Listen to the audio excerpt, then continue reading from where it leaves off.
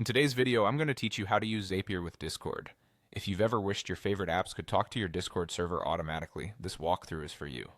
We'll create an automation in Zapier called a Zap that starts with something happening in another app and ends with an action in Discord. Begin by logging into Zapier and creating a new Zap. This opens a clean workspace where you'll define what should kick things off. The first part is the trigger. In the search bar, type the name of the app you want to watch for activity. You might choose YouTube to react to new uploads, RSS to react to new items in a feed, or Instagram to react to new posts. Selecting your app brings up a list of available trigger events. Pick the one that matches your use case, like new video in channel or new item in feed. The event you choose tells Zapier exactly when it to run. Next, connect the account for your trigger app. Zapier will guide you through a secure login so it can read only the data needed for your chosen trigger. After connecting, run a quick test. This pulls in sample data so you can see what information is available, things like titles, links, timestamps, or usernames depending on the app.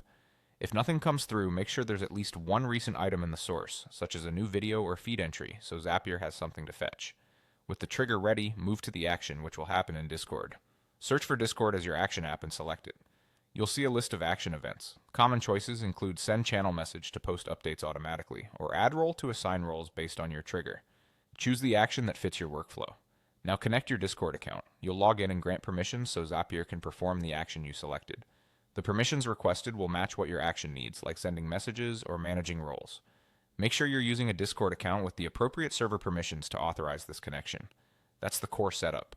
A trigger that listens for something new in your chosen app, and an action that responds inside Discord.